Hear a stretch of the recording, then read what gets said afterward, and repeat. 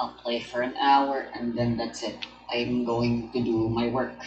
I need to do work.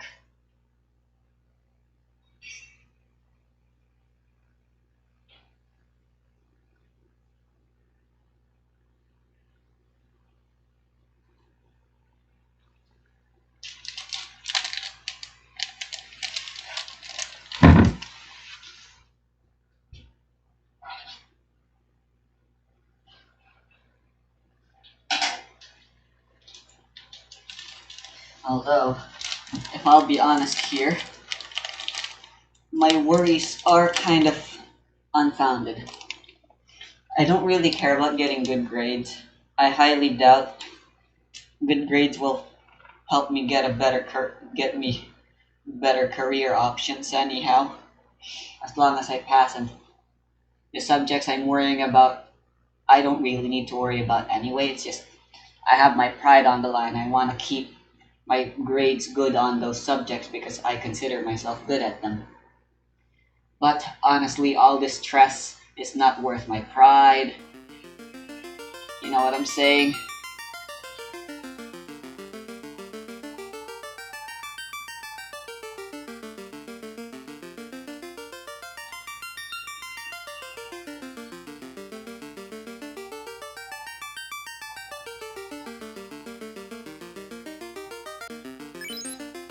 Oops. Oh well, I'll try. I have like 3 days to make my Renpai game.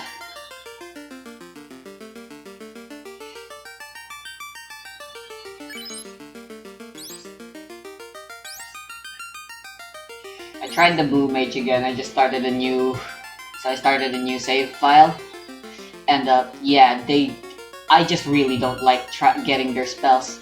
Same with the Bard. I think those should be changed. Another thing I wish they would add is for the spellcasters. You should just be able to forget spells with them. That would be nice. Unless there is a way to forget spells or something and I'm not aware of it.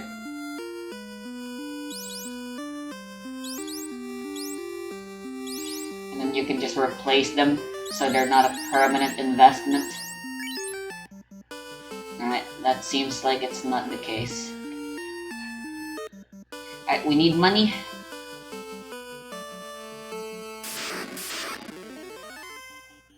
It's a good thing then that we're gonna do the castle place.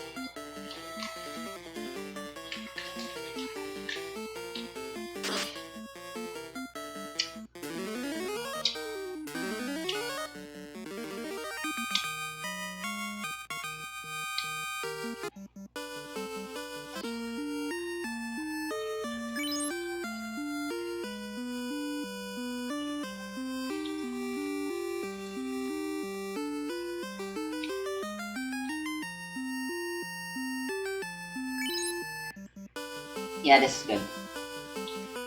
I needed 30,000 to get the story progressing item, but it's meh.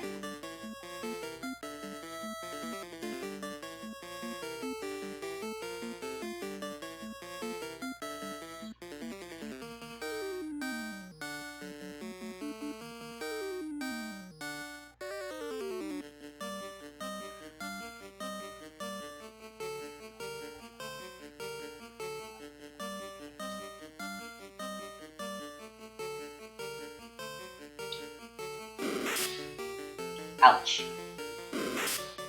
Ouch!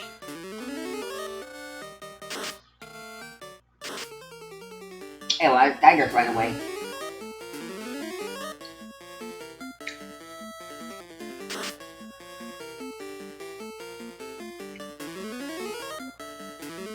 But they still do good damage. What a bunch of cowards.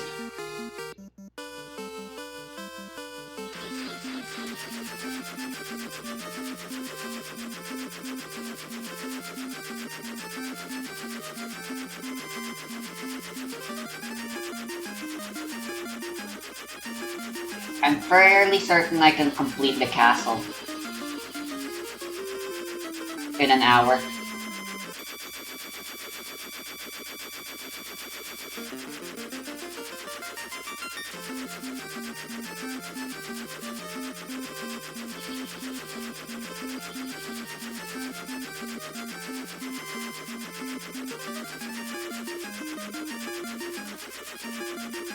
Is the way?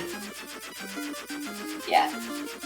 I could just use repels to get my way there quicker, but I think if I am going to use repels, it should be in the castle instead.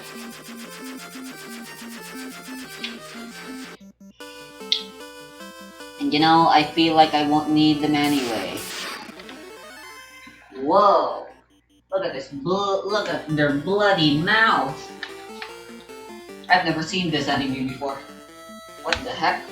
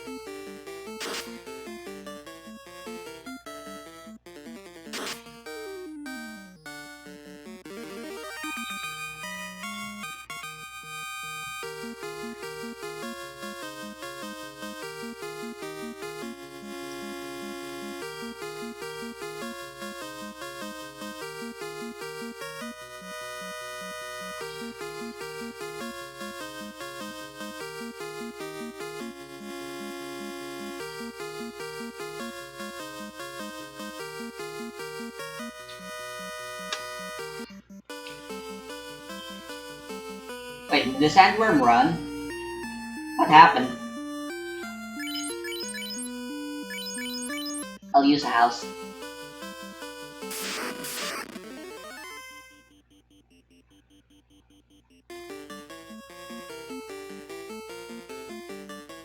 Cowards.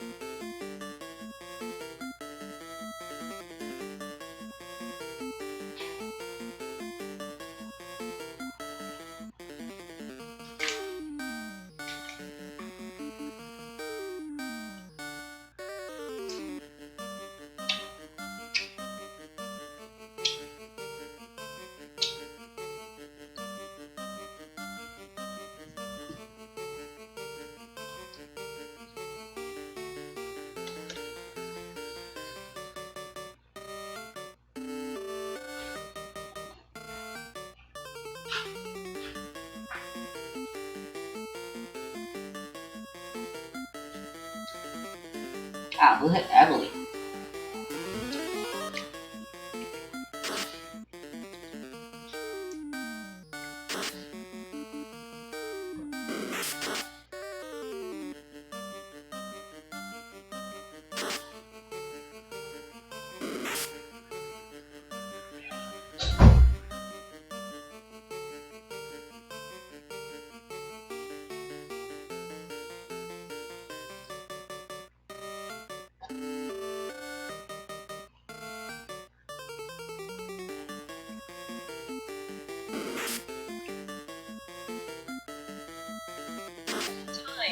Any person had 66 transformations, with large groups of them being easily eliminated. Since the community wanted to know what the minimum transformations were, they didn't have to worry about the speed aspect, so any transformations that were done simply to save time were completely removed. This left the community with 30 required transformations, which would be a good starting point for the category. But getting rid of any more transformation at this point required some more out-of-the-box thinking, both in terms of glitches and routing. And one of the first areas people started investigating was after getting the Master Sword, where you're seemingly stuck in a sacred grove with no way of escaping the forest, other than the intended warps. However, this is where the community started to figure out some clever mechanics around these. In this situation, Accretion is so you stupid. If backtrack it to the were room where you like fought an ability to gain a random resistance to a random thing, it will that'd actually be great. put you to the That would work spawn well with at South exuviation. Barren Woods, which skips the warp. Now, this That would be obviously so much takes way better. more time to Will set definitely elevate but Abili's since our goal usefulness is to limit how many by a ton, but transformations nope. we have, these sort of clever routes I know, I has just keep to be complaining about the because Green we Wizard. might not have thought about when playing But Twilight come on, Princess is what were they just thinking? how often the game puts you in a move state. Wanna warp somewhere? Transform to Wolf. Wanna enter a Twilight area? Transform to Wolf. Of course. Wanna get soul from an enemy? Transform to Wolf. The list just goes on and on. Most of the game's intended mechanics default you to Wolf Link, whether you like it or not.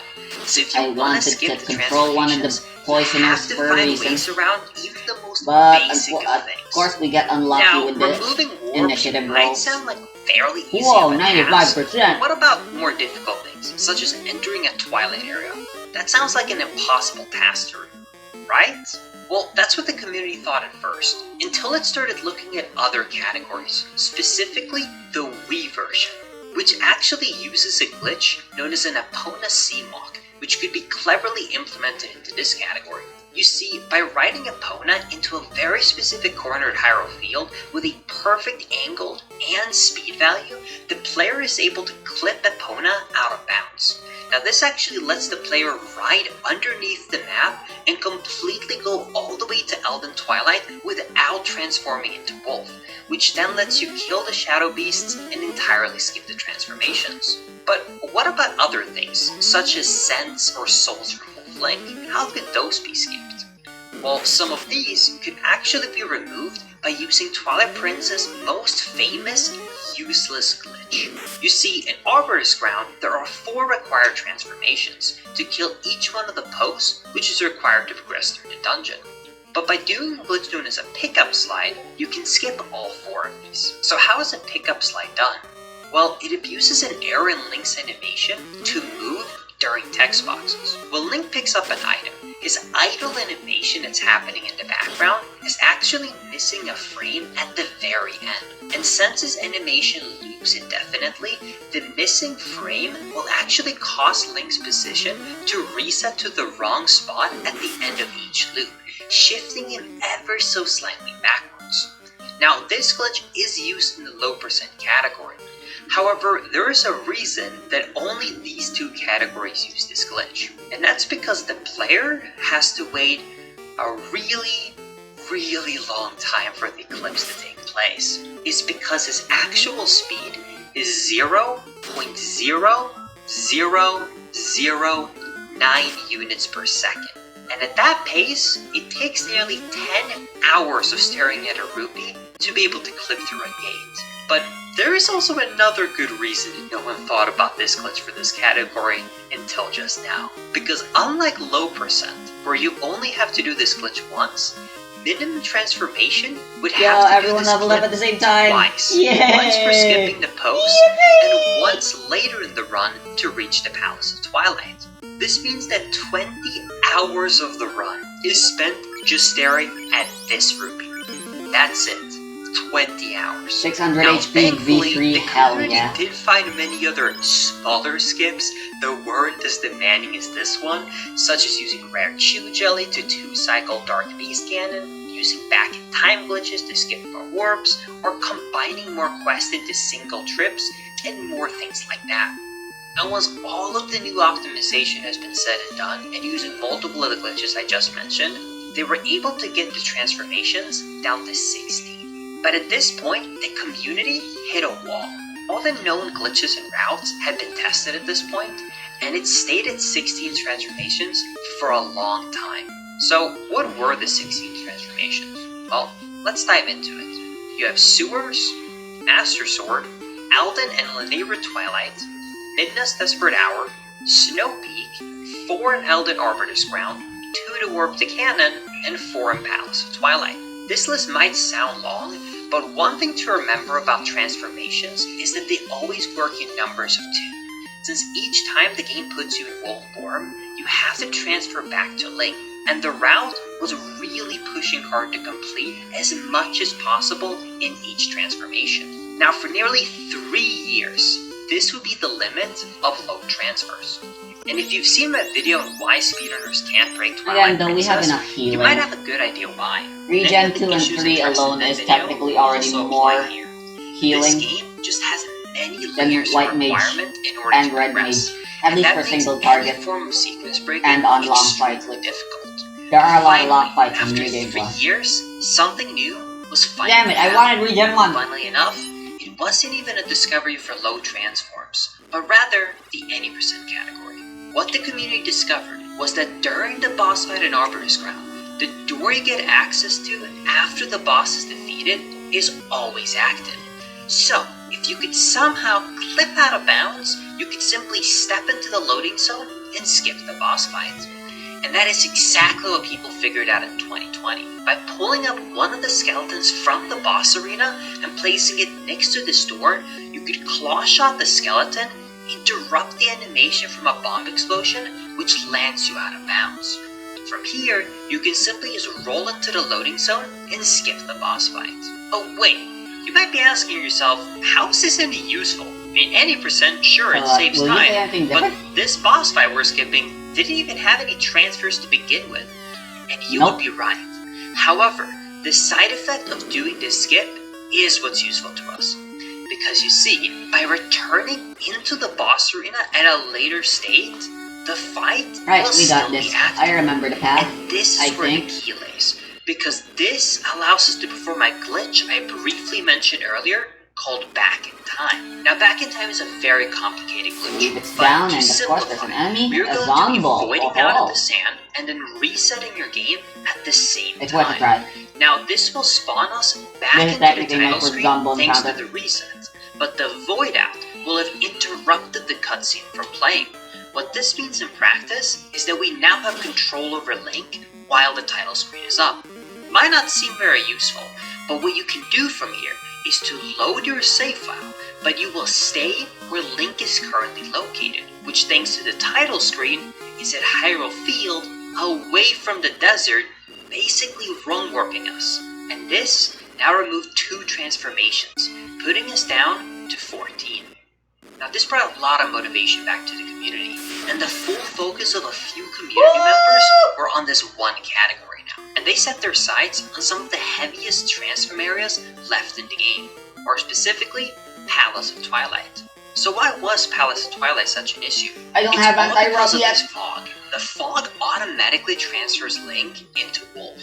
And not only that, but every time you open up one of these chests that includes the mandatory small keys, it I don't also know, transfers you anti-stone. back into human. Now there was a lot of ideas thrown around to skip this fog, but none really solved the underlying issue, which is that even if you can get past the fog, these rooms have enemies that are required to be defeated to spawn the key chests. And these enemies only spawn inside of the fog.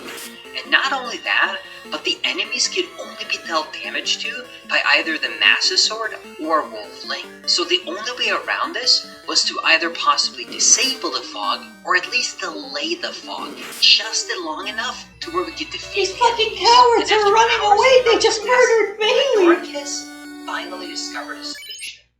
It was laughably easy. By calling Midna and then closing the prompt, running for a second, calling her, and repeating that over and over again, it would allow for just a second Yep, of I am. fog before the transformation would take place. But I am this match repelling my way through this an goddamn infinite dungeon. amount of times. So by constantly calling Midna, walking, calling Midna, hitting the sand heads, calling Midna, and repeating that, you could finally have all of the enemies defeated without transforming to wolf. And this dropped the required Right here. transformations down drastically, all the way down to 10. Almost single digits. But they were not done yet. Next up was the Death Sword mini-boss.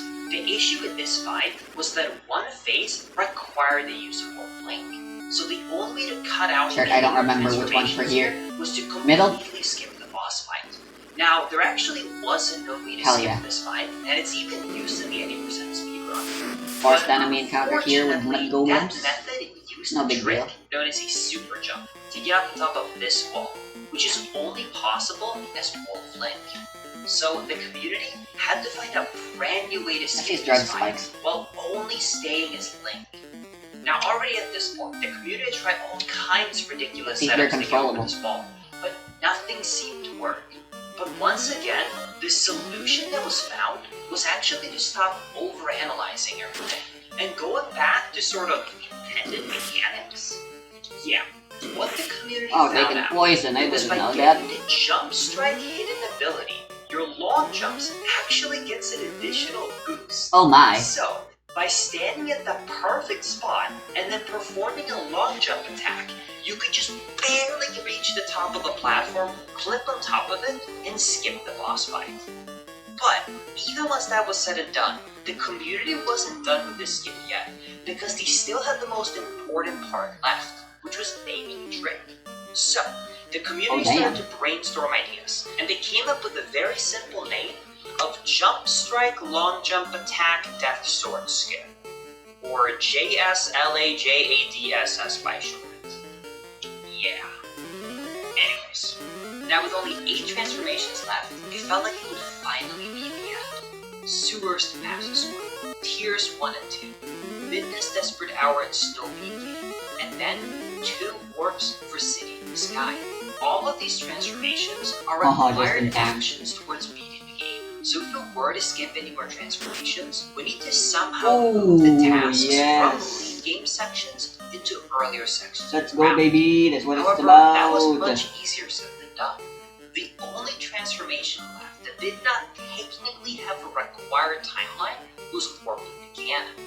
However, in order to move the cannon earlier into the round, you had to find a way to actually warp the Stop cannon that. during an early wolf section, and the only way this was theoretically possible was by using one of Twilight Princess' oldest and most obscure discoveries, Zeus Gauntlet. which was known as White Midnight. You see, by defeating Ooh. Lake Bed Temple before the Linear Twilight had actually been cleared, it triggers a strange event Sure, where both Midness Desperate I'll give Hour them to and the V3. The Twilight problem State with giving it to is Bailey is that combined, and if you have to the summon, benefit she of has this no is access to even items. more There's no item option during for her. Midness Desperate Hour, which I'm pretty normally sure. wouldn't be possible. And since I you're could be far wrong. enough into the game story, theoretically with a bunch of rerouting, you could warp the cannon with the White Midnight glitch. However, it's never that simple with Twilight Princess. In order to beat Lake Bed Temple, you need a bomb bag. However, the only bomb bag that we have access to before beating the Twilights is the one in Kakariko Village. But in order to buy the bomb bag, we would first have to beat the Gora mines during one of the human sections before this. This causes even more issues, thanks to obtaining the Master early, because an invisible wall is placed by the Gora entrance. Now, there was ways around this invisible wall by applying even more glitches, but this now adds more glitches, an even more complex route, and an entire additional dungeon mapped into the route that wasn't previously there. But even if you were to do all of that, you would only solve half of the issue. Hell Because yeah. even by solving the issue of the bomb bag, you still wouldn't have a way into the dungeon itself. And the answer to The hell is this snorting? issue of entering the dungeon Single target kept blindness, the I believe. check for a long time. But it was finally solved. But not actually thanks to a new discovery, but rather thanks to a rediscovery? Yeah, it sounds 100 really HP. weird, but basically, Yeah. there was a known glitch known as an It could be useful which for was V3, actually but found all the way back I in much prefer the 2018, Scorch of and the it Dragon. would solve the issue of entering this dungeon early with the current requirements. The only issue? The video had been deleted, and no one remembered how to do it. Thankfully, there was a reference in Zelda speedruns about this glitch, and some old runners had seen this glitch and had memories of it. So when the idea was brought up, People were attempting to rediscover the glitch because it could possibly solve the issue. And so, Anoricus got to testing. And after many hours of Heal trying, staff. he actually got it. He clipped underneath Lake Hylia and swam straight into the loading zone for Lake the Temple. This would mean that the Ganon could officially be warped after the third dungeon during Midna's desperate hours. There you go. Now Abuli can do something with her life. Everything together, meaning that the total transformations were now down to just 6. And that is where this incredibly complicated There it history is. stands today. The current world record with only 6 transformations is 24 hours and 29 minutes by Anoricus. Now, could this go any lower? Only time will tell. There has been theories and ideas of possible secret breaks in Twilight Princess, but as far as today goes, that's where the record stands. Now, if you want to watch another Twilight Princess video I made about why Twilight Princess is so hard to break in terms of speedrunning, you can click on the screen right now. It's a really great watch, and I really recommend it. There's I one also want force to thank fight there. Anoricus so much for inspiring me to make this video, because it wouldn't have been possible without him and the amazing community behind Twilight Princess. But that's it. Thank you so much for watching this video, and I will see you all in the next one. Cool. Bye everybody. Bye bye.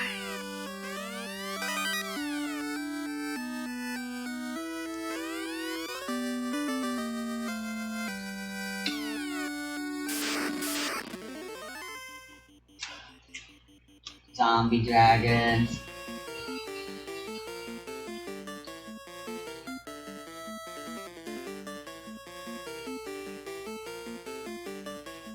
Would you guys like to meet my very alive dragon that will very much burn you?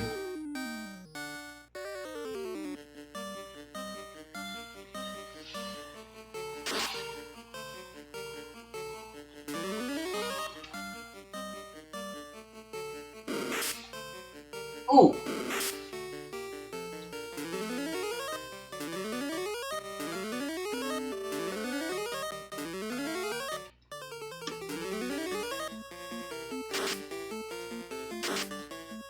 Alright, should've known.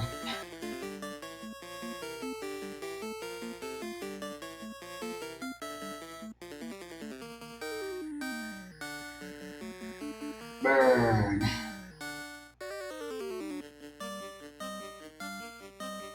Drain Samba doesn't work.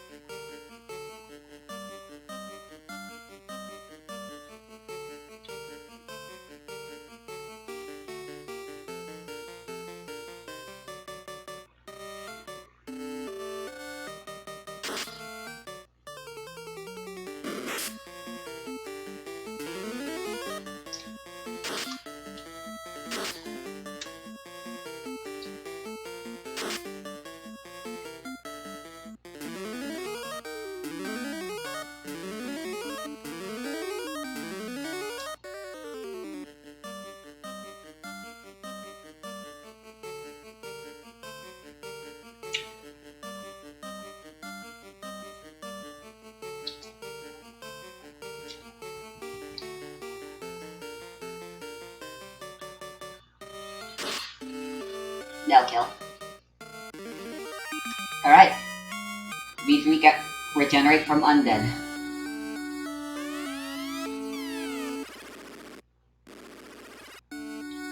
We got the rat's tail.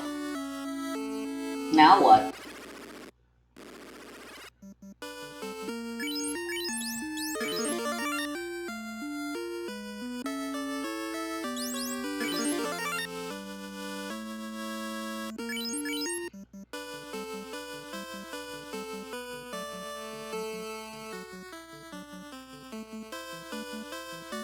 I said I'll play for an hour, so...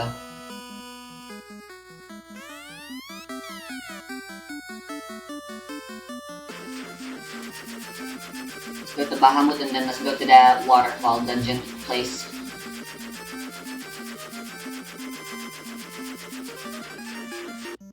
Have I been here yet?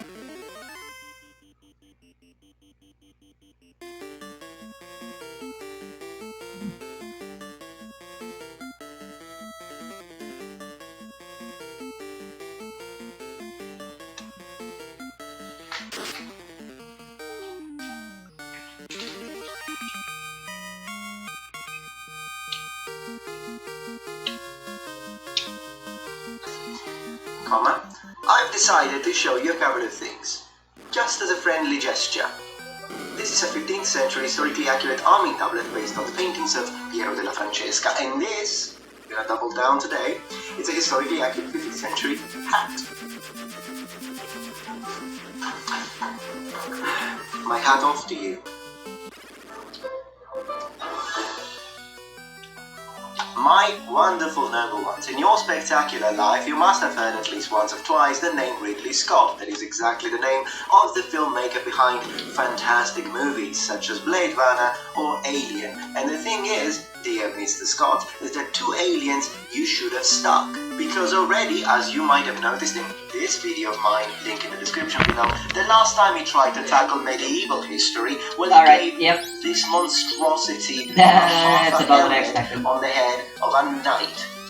The funny thing is that not only due to that absolutely ridiculous costume choice, but also in general the way the movie was shot, the storytelling, just everything about that movie, people did not like it, and of course Mr. Scott blamed you. It's the audience fault. It's these freaking millennials' fault. Now that already, I've got to say, quite annoyed me because you see, Mr. Scott, similarly to me, although in a much smaller case for me, what do I owe any success I have on this platform? To my viewers. The same way, you, Mr. Scott, owe your success, wealth and fame to the people who watch your movies, so maybe a little respect is due. But enough about that and silly hats. Today we are talking about Napoleon, which is his new historical take. Yeah.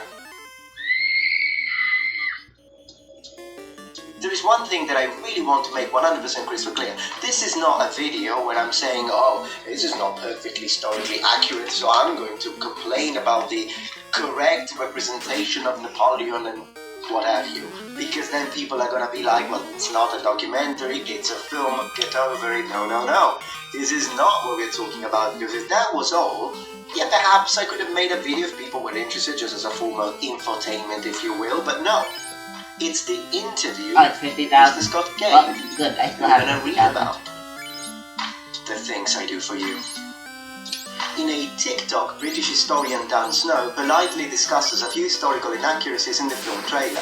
He prefaces it all by mentioning how he himself is a fan of Ridley Scott and how he thinks the film would be a brilliant piece of art. He even talks about how some of the scenes still look cool despite being historically inaccurate. Scott, in response, tells the historian to get a life. Overreaction much? Already the fact that I'm siding with a TikToker over this tells you everything you need to know about Ridley Scott. Get a life. Alright, let's see what else. Then in an interview with The Times, Scott says, when I have issues with historians, I ask, excuse me, mate, were you there? No? Well, shut the fuck up then. Oh my fucking god.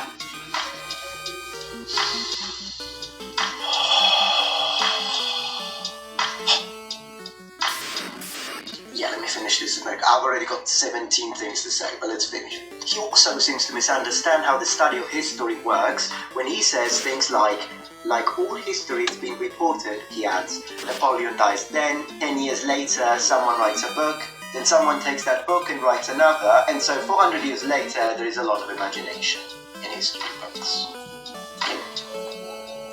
That's not Where does Scott's apparent dislike of historians come from? Did he have issues in the past with historians too? I think the majority, well, I imagine, considering Gladiator, I think the majority of historians are very understanding in that historical liberty sometimes has to be taken to make the film more interesting or to advance the plot. And I think most directors would say that we had to spice it up instead of telling historians to get a life. Precisely. What an asshole. If he had said the former rather than the latter, people would be less angry, but here, I beg to isn't just differ about ignoring that. historical accuracy to make a better film, he's actually I don't saying think realism that is historians important, don't know but what they're certainly- on about. You Claiming certainly that can't go ignorance wrong is just with as being valid as realistic their if you want to excellent write a historical better story. knowledge. That's what gets me riled up. Although then again, Brother, I you guess and me. Another you need to be careful where you 850,000 apply people, I it. suppose. or else you'll end up making Where a do I boring even begin? story when it's I too think the main realistic. reason why I've decided to make this video is People because of don't this know what complete realism really means misunderstanding of anyhow. how history works. And as a matter of fact, I'd like to say the same way I'm not a filmmaker, so I'm not going to go to a filmmaker and tell them how to make a movie interesting. I'm not going to go to a photography expert and tell them how to do the lights. I'm not going to go to a cameraman and tell them how to handle a camera. So why is Mr. Scott telling historians how history works, also at the same time demonstrating a complete ignorance and overabundance of arrogance, which oftentimes go hand in hand, on the subject of academy? So in a way, not only I feel that I need to sort of explain and defend how historical research actually works at a professional level, considering the fact that this man has absolutely How no come idea ship what he's enemies talking never about. change, But but at the same river time, I'd enemies like to do? mention that the way he is showing how he reacts to any form of criticism, whether it comes from his own audience or whether it comes from professionals, is literally appalling. All he needed to do was to say, look, this is not a documentary, I'm taking some artistic liberties, I've decided to show this instead of that because I think it looks good for the movie. I mean, at the end of the day, sort of a similar situation that happened in Gladiator. I understand why you want to have a final duel in the arena surrounded by the Praetorians who, for some reasons, are okay with you killing the Emperor, whatever. I understand that more interesting from a plot standpoint than, for example, the actual way the Emperor of Rome died, which was strangled in the bath by his trainer. I absolutely understand that. But all he needed to do was that. I'm just making a movie, it's for entertainment, this is not a history book. But when you go and actually say, well, you historians know nothing, did you have a time machine, were you there, well then shut the fuck up. That's when this is taken to a completely different level, and any form of defense, if you will, with people saying, well, it's fiction, it's not a history book, now doesn't matter because he's taken it to a different level. And that's where we are. And before I actually dismantle his entire silly explanation of how history works, I'd like to underline this thing. Let's focus for a moment on his complaint about millennials, which of course from the point of view of a boomer I suppose is the new silly generation. Well, here's the thing, Gen Z didn't like your last duel movie, millennials didn't like it, boomers didn't like it. Do you want me to keep going back generation to generation? Medieval people wouldn't like it. Roman people would think that this helmet is stupid, so it's not really something you can blame on the new generation, can you? If even people from the freaking Middle Ages would think that this is the stupidest thing they've ever seen. Checkmate. Now that we handled that, Mr. Scott, why don't we, as a community, tell you how actual historical research works? Now, I myself have seen my fair share of comments coming from people who have absolutely no idea how history and research work. Tell me, well, were you there? Then you don't know, sort of comment. So this is something that I have addressed already in the comment section, but today we're going full on. This silly statement is based on the assumption that all a historian does is read books that were written in the past and then write more books. So someone said the Roman Emperor invaded Germany in this date. Okay, cool. Well, let me write my own book where I repeat the same thing without having any idea. This is how Mr. Scott, and also anyone who tries to push this, well, were you there? No, so you don't know, sort of excuse, bases the statement on. It could be all a lie, or maybe it never actually happened, said invasion. Perhaps there was no Roman Empire at all, who knows? I wasn't there, you weren't there, we don't know, no one knows. In other words, if you don't have a time machine, history, archaeology, history of art, literature, all useless. Right. Perhaps I should put the hat back because it's raining bullshit today. No, Mr. Scott, the reality is that you don't know what happened because you don't study this stuff. First of all, when he says books, let's just call them sources, since the medium varies tremendously depending on what historical account or piece of evidence we are using. But there are different kinds of sources. We have primary sources, we have secondary sources. Now, of course, primary And sources tertiary. usually have higher value in the You sense forgot that about a primary tertiary. source being something that was Whatever. an eyewitness. So I'm talking about the battle. This is a YouTube I video. was in that battle. I was there, I saw it happen, I wrote it down. That's a primary source, eyewitness. Whereas a secondary source is someone who quotes someone else, so to speak. There are also Yeah, you'll learn that in sources fucking and high posthumous school. sources. So of course, if you This talk guy about clearly again an invasion, a battle, never building of attended a it, haven't castle, attended it and yet, the or source was never written did. as this thing was happening, And it I would be hope more valuable it's the to us, latter. it would have a higher value in the hands of said historians and archaeologists and researchers than something that was written, say, 400 years after the fact. But then again, everything should be put on the table and assessed professionally. Because oftentimes it is a puzzle and you want to use all pieces, not just the ones that are the most recognizable of the original picture. But the thing is much deeper than that. Historical research is a process of collecting and interpreting data about the past through the lenses of many different subjects. There are of course several problems that need to be addressed. For instance, a certain level of bias in the sources, which could be personal bias, historical bias, cultural bias, political bias. And the way professionals circumvent these problems is by having a multi-discipline approach. Just like with any point in space, you need at least 3 points to three-dimensionally map it in place. Similarly, if you want to know if a specific battle actually happened, as described in the location mentioned in the sources, you investigate within the literary field, the archaeological field, and the field of history of art. Just to mention some of the disciplines that can be used, there is also the entire scientific approach when it comes to carbon dating, to the interpretation of pigments, the interpretation and analysis of several types of molecules, but whatever. Let's talk about these three first. So, in the literary plane, you want to look for other mentions of the battle, both from the same Mara culture, seems but also from absurdly surrounding good at dodging. cultures. If this was a big event, it will Which most is likely good, be because when mentioned. she Even can't, better if she you doesn't find dodge, mentions she'd be from the dying. opponents of Every the time. original All culture the you're time. studying. Once you pinpoint the geographical location, you excavate. That's where archaeologists make their entrance. If you can find the remains of the battle, say armor, weapons, skulls at said locations, you now have a much stronger indicator that the text you were trying to confirm is in fact speaking the truth. Then radiocarbon, this stuff, of course radiocarbon is not infallible, but once again, if the dates are close, even if it's not a perfect match, you have a much stronger case. Now bring in art specialists. Do we have iconography describing the events? Murals, mosaics, paintings, drawings, manuscript illuminations, statues, triumphal columns. The more you find, the stronger of a case you have that what you were reading was in fact real.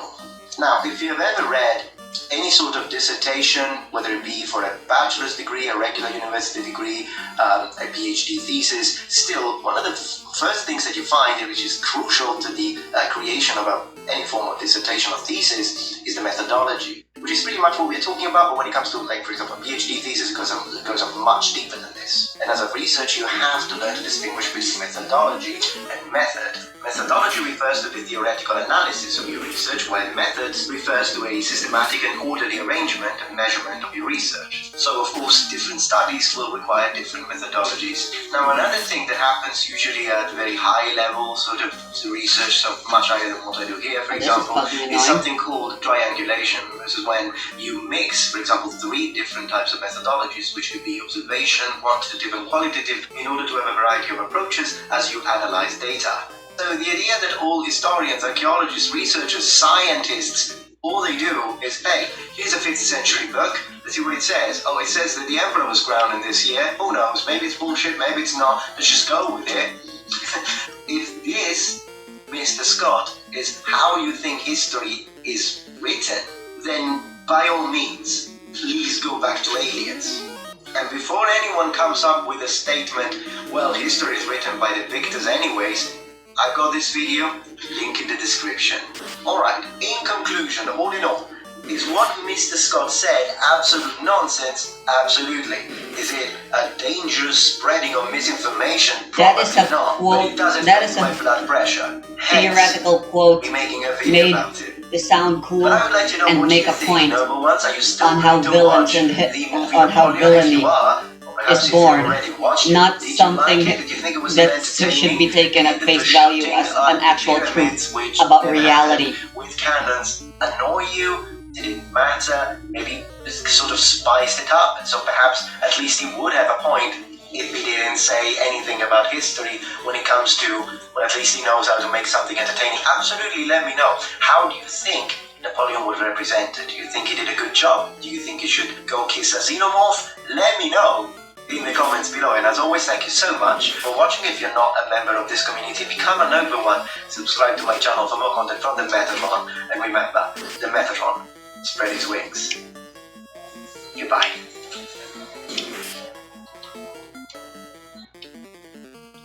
Oh, nice. New Jack Daniels and Co.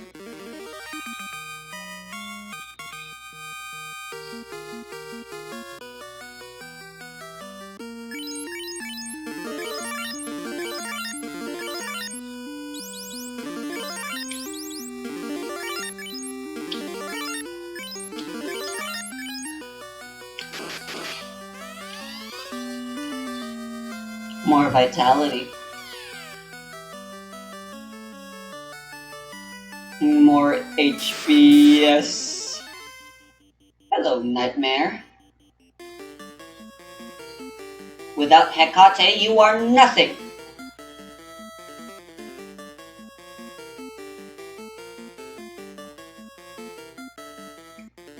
Should have named Bailey Hecate just for this one joke. Too late.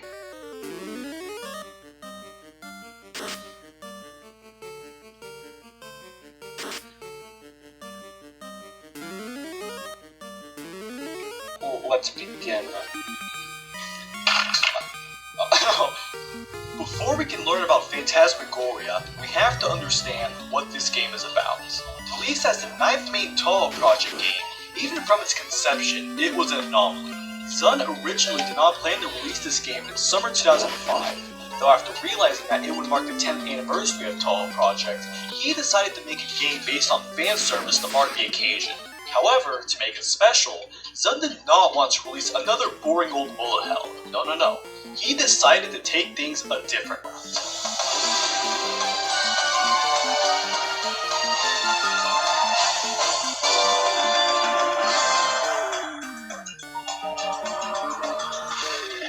The gameplay of Toho 9 is quite different compared to I feel like the I'm other forgetting games in the something. series. Well, typically, one would imagine Toho as a one-character journey through 6 stages, dodging the most insane and predictable bullet patterns of fairies and bosses.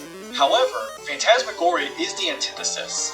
It is a journey of many characters through 9 stages, dodging insane and hard-to-predict attacks from comboing fairies, spirits, and pellets to rain havoc on your enemy.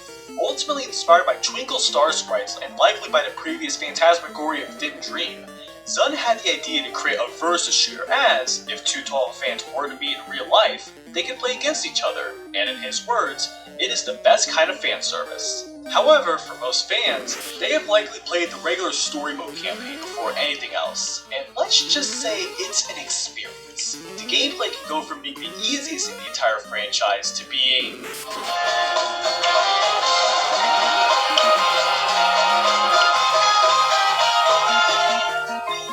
this. And yes, this could all happen in only one match. Phantasmagoria has become infamous due to its insane difficulty. Watching a Mara's lunatic fun, but replay in unfortunately any she Toho spends game too is a much spectacle time. in its own right. But In this point in the Phantasmagoria game, is just different. tries to keep Insane everyone Legacy alive. of Lunatic Kingdom, you focus on dodging tight and insane patterns Oh, to yeah! wow the crowd. On Phantasmagoria, you can try, it just won't work out well for you. The way the game was meant to be played is with the various elements of the UI, the spell meter and fairy combos. Upon entering a match, fairies come and go in lanes, Heal and upon staff. shooting one, they all die? That is a combo, and they are really useful and powerful as they build up a thing called meter. You see that little thing on the bottom of the screen? You can charge it up 4 times to shoot a more powerful version of your regular shot, a weak spell attack, a slightly stronger one, and a boss attack. Colloquially, they are known as L1, L2, L3, and L4 respectively. Oh, that's cool and all, but why exactly are they useful? They delete bullets.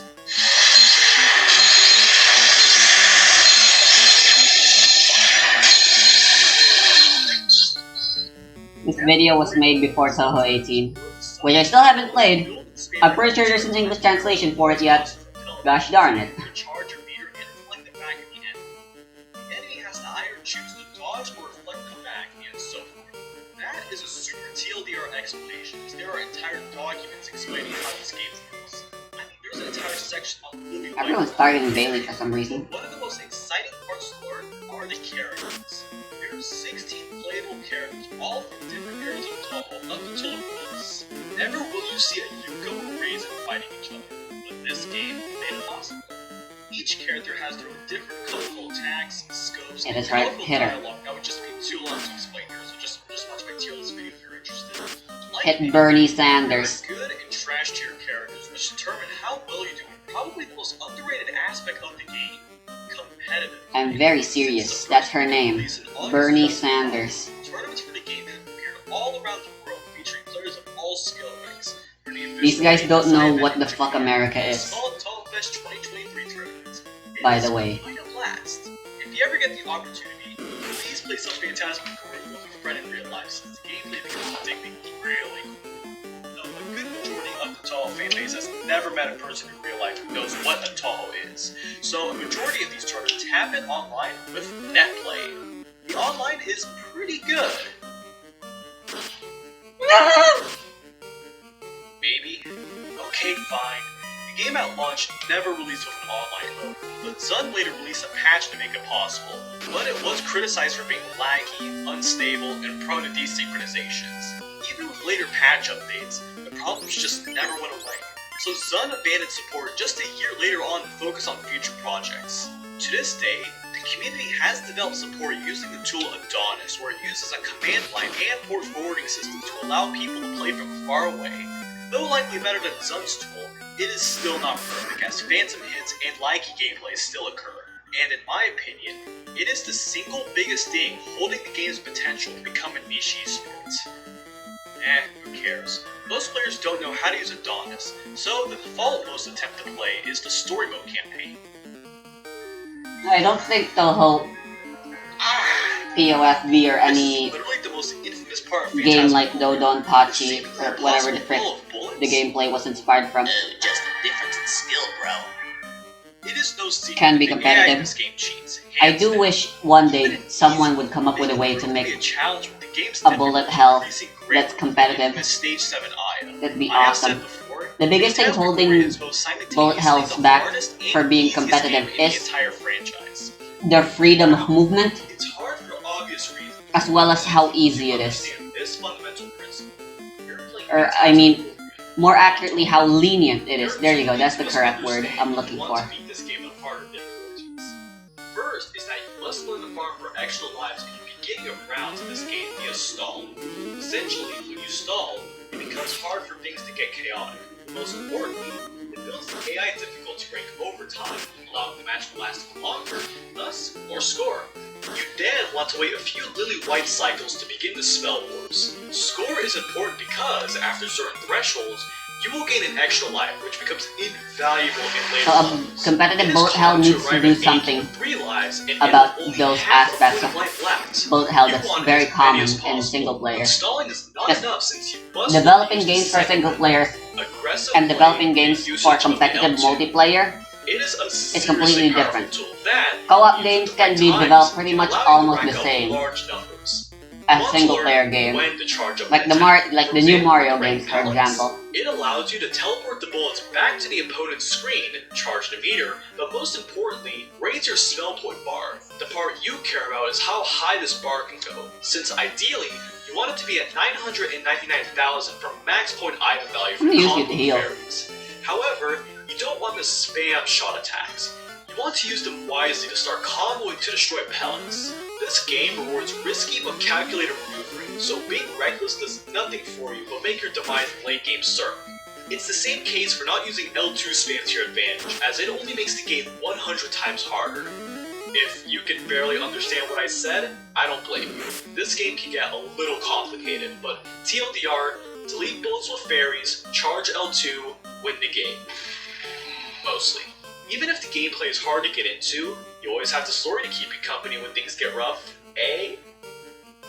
I can easily make the argument that the story of Phantasmagoria is not only the best of the whole franchise, but embodies the spirit of why Toho Project is so loved. The newer games tend to focus on having a large, deep story focusing on deep philosophy, but Phantasmagoria focuses They do. on an abnormal Are you playing the string of exact flowers same and Toho fairies games are as a bit me, more my good active sir? than usual. But the amount and type of them is unusual, so the protagonist has to go and save the world. There are 14 characters of the story mode campaign in this game, so for pacing's sake, I will just talk about all the story's rapid fire style. Let's go. Rainbow noticed that flowers were everywhere and needed to find answers, if only because she wanted people to think that she was not neglectful to drama. Marisa also noticed the flowers, but she went out because she wanted to be the first to find out what was happening, and find the culprit for bragging rights. Sakuya went on to investigate out of curiosity than anything else. Yolma wanted to find some answers, but without any clues, all she could do is wander around. She did notice that ghosts were hanging around the flowers though. Raisin was not worried about the flowers, but she checked them out anyway. She also went to find Tewi while she was at it, as she left without saying anything to her. Due Hey, to the blooming, I thought you knew how to pronounce that. Even noting that a similar event happened about 60 Must be years thinking of ago. a different Toho Still, tuber. she doesn't really care why this event is happening. She is just enjoying herself well while meeting friends along her trip. Lyrica wants to find a place to perform a solo and find some new sounds to experiment with. Unfortunately, she got lost along the way. Worse, she could not convince Lunasa or Merlin to join her on her journey, so our neighborhood Lyrica is all alone. Mistia wants to make some music during the Flower Bloom event, evident by her singing into all of her encounters. An excuse to make Temmie was ecstatic that Merlin there were so many solo flowers and blooming, but she not forgot where have she wanted to go. to worry she about travels making all 2 around more Tokyo stories admiring for the beauty. other sisters. Of course, the blooming is a strange and unusual event, so Aya sets out to document the newsworthy scoop. Medicine did not care in finding out what was happening, but she used the opportunity to defeat anyone who came across her homeland. Yuka, being an extremely old yokai and yokai of the flowers, she knew exactly what was happening. She decides to enjoy herself around Gensokyo, but due to her status, many see her as the prime suspect for this incident. Komachi was sent out by Eiki to check out the flowers, but in all reality, she was just sliding off. Eiki went out to lecture people and to see if her lessons sank into them. Spoiler alert, they did not. TLDR, all the characters go on a journey to figure out why there are strange flowers and ghosts appearing everywhere. In the end, all the characters will reach the land of Uetsuka, the resting place for the nameless, where most will encounter Eiki Shiki, where she will explain that the blooming comes from the 60-year cycle of life. Once a cycle, something major happens in the outside world that forces ghosts to arrive at Gensokyo and to make the flowers bloom. From the beginning, Eiki explains to the protagonist that this whole incident is not of concern at all, but rather it's just a part of life. She later complains about Komachi and gives each character a judgment. Essentially, without changing before death, all the characters' fate goes as such. Without future good deeds before she dies, Rainbow won't even reach hell, somehow. Marisa will experience bad things if she continues her sassy liar personality. That's it. Sakuya will experience judgment as harsh as her cold hard knives, whatever that means. Eiki warns Yolmo that she is becoming too acquainted with the human world, so judgment will fall upon her, like raising a wild wolf to become a pet. Eiki believes that Raisin will fall to hell if she does not change without adjusting for her past sins, as she is rather selfish. It is unknown what Serlo's fate will be, so Eiki wants her to cause less trouble. She later has a mental breakdown about her mortality. With a surprise appearance from Lunasa and Merlin, Eiki warns that they will either break down into chaos or simply disappear as their foundation for living, Layla Prison River, is long gone. TLDR, respect their reason for existence or disappear into the clouds. Eiki calls out Mistia for singing without considering her neighbor. Mistia doesn't understand the gravity of her situation, so Eiki calls her a bird brain. Hey! Get it? Because she's a sparrow and that's a bird? Tewi causes too much mischief towards others, so Eiki warns that someone will rip off her hide and become disadvantaged during her final judgment. Eiki warns that Aya herself is causing trouble for investigating an incident, and due to her past exaggerated journalism, she will most likely fall to hell without change. Without any support from other humans, Medicine will not be able to cross the Bruh. Sansu River after death. That sucks to hear. He scolds Yuka for being a little insane and living a little too long. Yuka Imagine insults Aiki knowing for not you'll having a never bit of be fun. able, no matter And what you do in response, life. Aiki replies that I think that kind of information is something you're better off not knowing. Black or white is If you tell a villain they can never go to heaven, or something like along those lines, assuming they're religious at least, So she decides to experience the fear of then Aiki's judgment that's for herself. basically, you're basically greenlighting them to just All characters bad, commit as no, many because crimes as they possibly can in life before their fun Over the finally years, ends for them. Phantasmagoria has garnered the reputation of being the black sheep of the Toho franchise. I mean, to the Toho fans watching, ask yourself this. What is the first thing that comes to mind when you think about the official Toho games? The I would girls? imagine most of your responses would be a game slightly off-center, featuring a shrine maiden or magician traveling across the world while fighting against 6 deadly bosses. However, when one thinks of Phantasmagoria Flower View, one imagines a hard-to-understand, broken, and unstable mess. How does a game that went from being originally released to celebrate the community to Damn being it. a game that the same community at large singles out? I believe the reason is because Phantasmagoria was dealt every bad card imaginable. Instead of going for a safe entry akin to the rest of the franchise, Zun made this game different to celebrate the franchise, yet stumbled with online support. And stupidly cruel AI. While the other games have spell cards and patterns that can be largely learned, Phantasmagoria has RNG that scares away a good majority of the player base. Fundamentally, this game is misunderstood, like that one kid who sits along the lunch tables. But allow me to explain why I think this kid is actually the coolest of them all. For starters, music. I have said this a few times, but my favorite soundtrack out of all of the Toho games has to be this one. Why?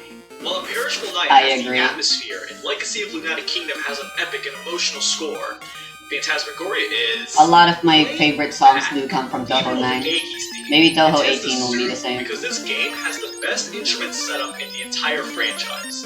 From the keyboard in Yuka's theme, to the percussion in Reimu's, Yeah.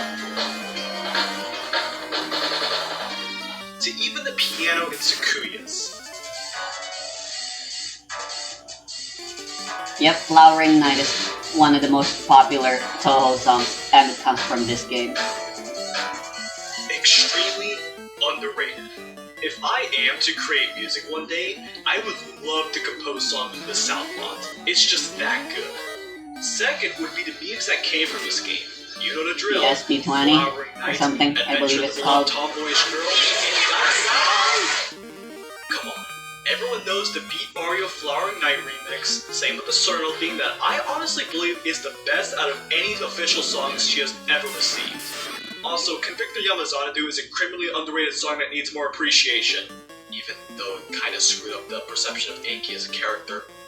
Third would have to be how this game exemplifies the spirit of what made That's Toho so Flanderization magical. and memes for ya. I have said earlier that the story is a good argument for my point, and what I said still stands, as it is a laid-back and fun time. At least for me, that is what made Toho so special. You rarely see any big drama or adult problems, just fans having a good time, dodging bullets, and drawing art. I am not saying that the newer games do not have this spirit. I just feel it's best showcased with this game. With my previous 2 points mixed What does together, that mean? you get an unappreciated masterpiece. I don't think you can name any other Toho game that has these 3 natural traits. Maybe Embodiment of Scarlet Devil? But you will get bullied on Twitter for liking it, so... At the end of the day, everyone has their own favorite Toho games. Whether it be Embodiment of Scarlet Devil for nostalgia, 10 Desires for Doki Doki Waku Waku, or Wily Beast if you are a weirdo who hates me. Phantasmagoria is my favorite because it showcases what truly makes Toho so special. Chaotic, yet tranquil fun. With the release of Toho 19 around the corner, I hope that the Phantasmagoria format can gain more respect so that the fans can return to Flower View and experience why this game is secretly a brilliant yet flawed masterpiece. If you enjoy this game, I need to manually would love escape to now. know your reasoning. If not, tell me why you hate it. I would love to know what your opinions are. I don't know what Toho game I should review next, so suggestions pretty please. Anyway, I gotta go beat up Aiki again, so she sucks. Well, bye. Bye bye. Also, Ko-Fi, Ko-Fi, Ko-Fi, Ko-Fi, Ko-Fi, Ko-Fi.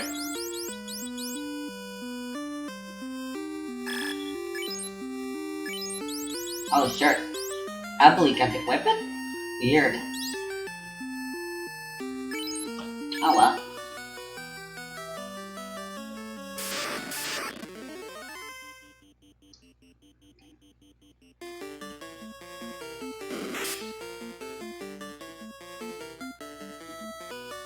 Guess it's time to use a repel.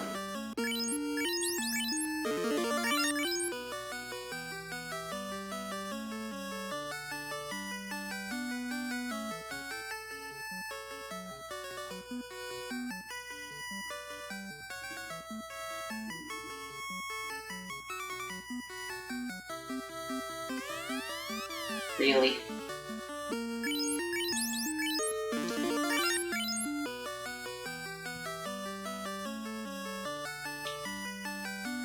Believe it's down.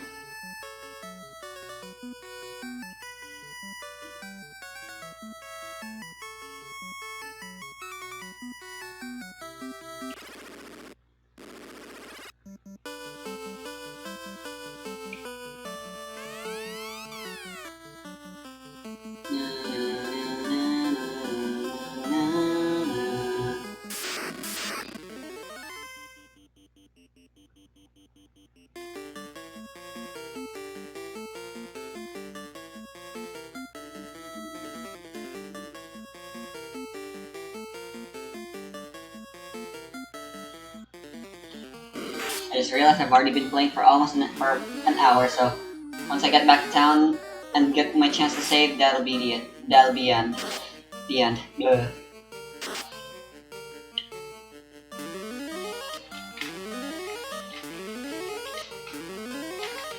I can pay 30,000 for that one spell.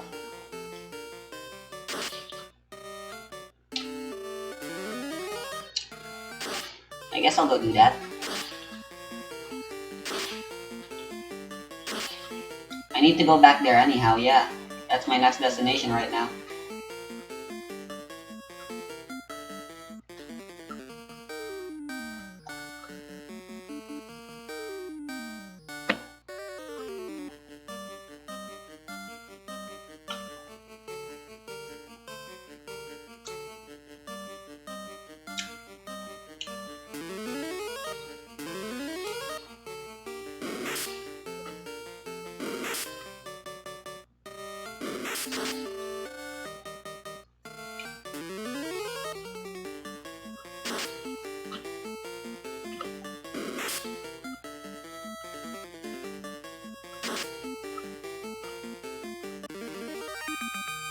Oh damn, 90 HP.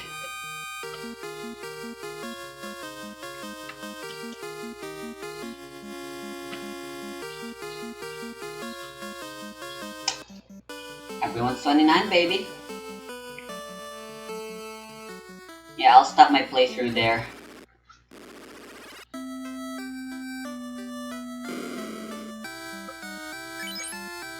Or stock on the important munitions.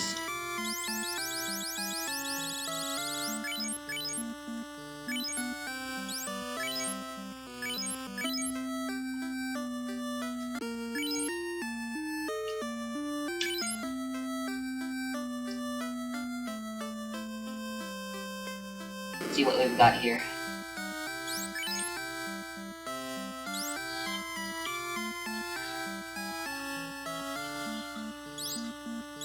Aha. Oh, the decoy is good too.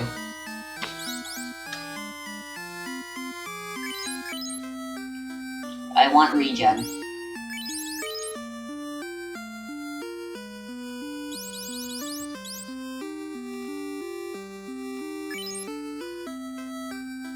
Yeah, I think I made a terrible mistake buying Bubble.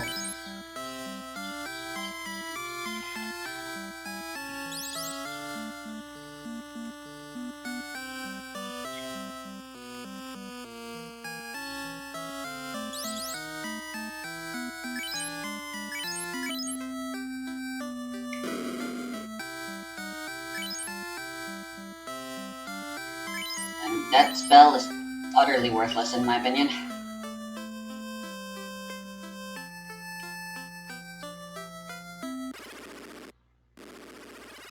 There's no shop there.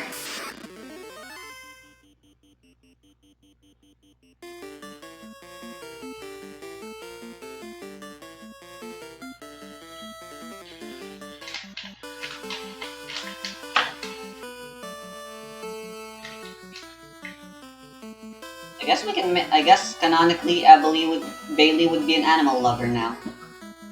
She's also the stronger between two sisters. Emily's still the better pack mule and moral supporter in the group of Uriai.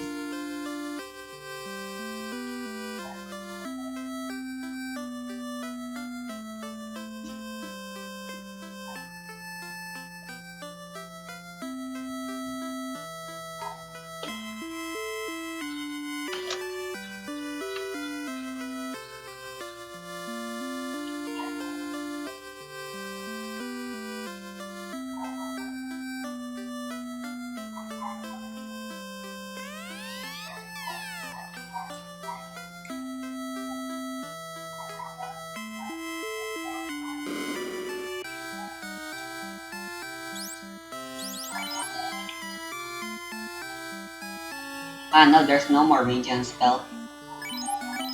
Maybe it's a level 8.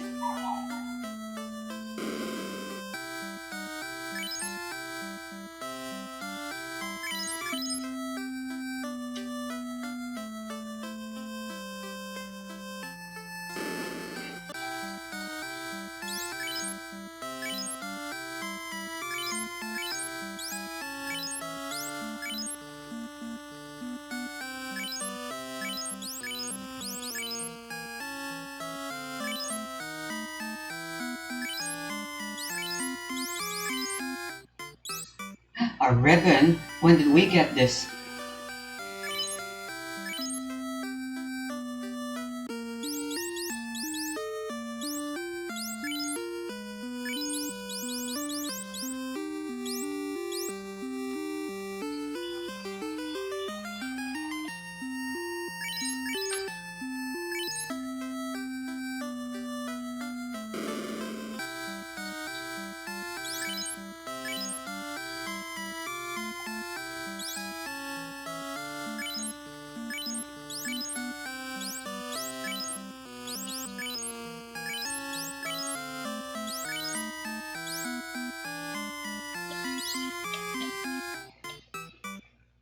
Hey, it's the Roost sword.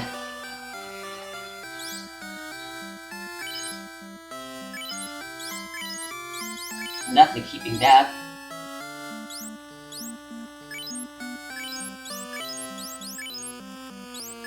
Don't really need this anymore.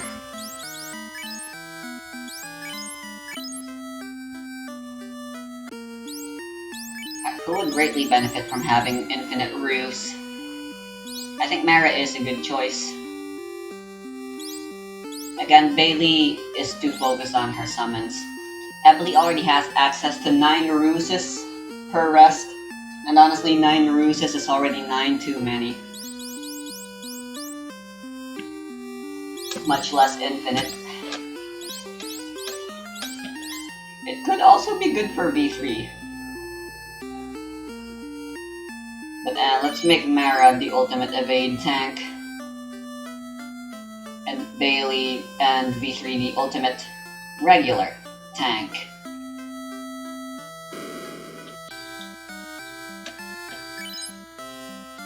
Here it is, regen 4.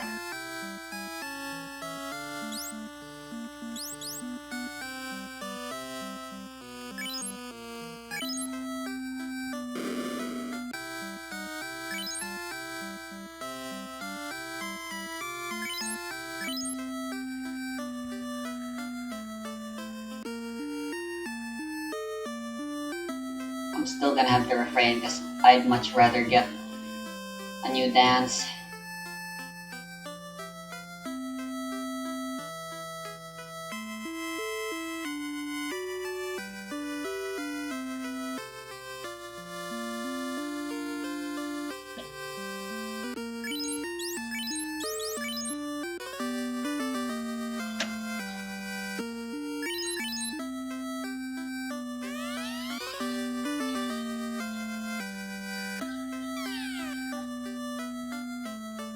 Oh, what does she say after? Oxyale will give you air. Oh! I missed a 0. It's 300,000. Why don't you come back when you... Hey! Damn. It's alright.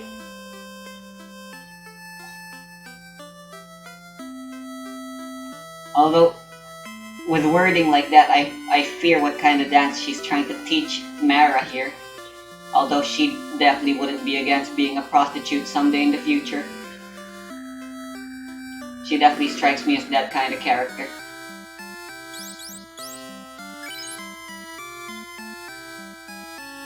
Yeah, all 3 of these are good, but... Does this count as... How many? Because depending on how many this could make Exuviate really good again, it'll give us more uses for it outside of using the limit break, which we can only do once. Because Exuviate is literally just chip damage. This one I could go without. I could live without, honestly. I think I'll just go for more healing for now. Because ultimately, Eboli ain't an offensive person.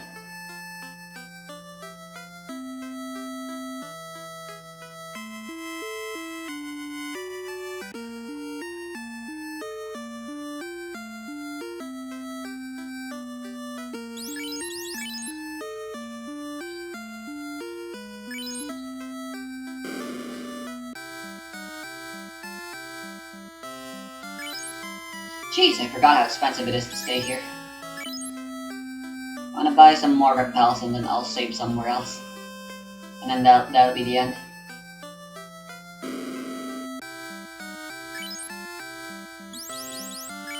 I'll buy a whole 3 more.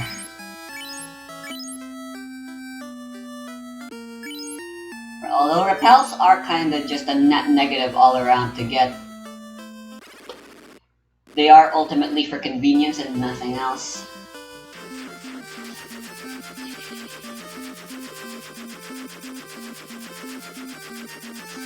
Because repel means you can't really do much, gain much. The 5,000 you lose, you can't gain back. Though that's most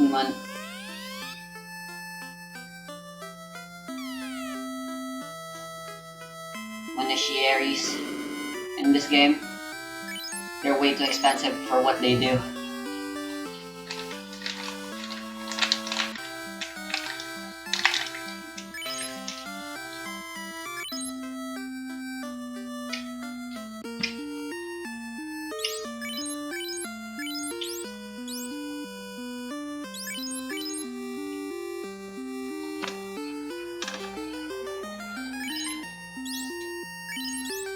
How many spells we can do?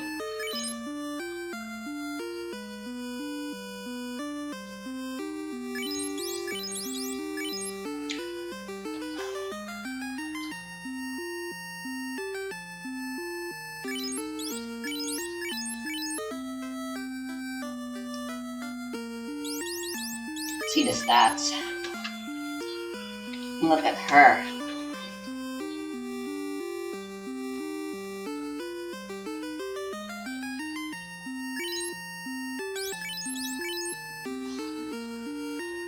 V3 is basically the strongest, but that's very typical.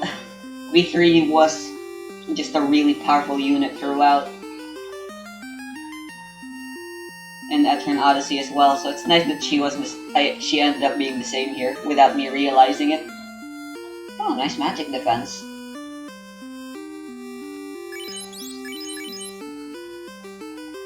Yeah, that's a lot of evade Mara has.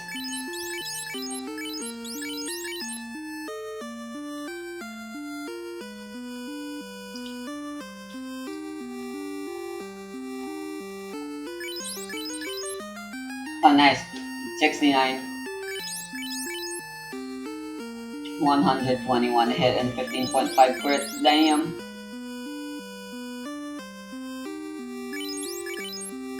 Yeah, Mara's straight up my strongest physical unit.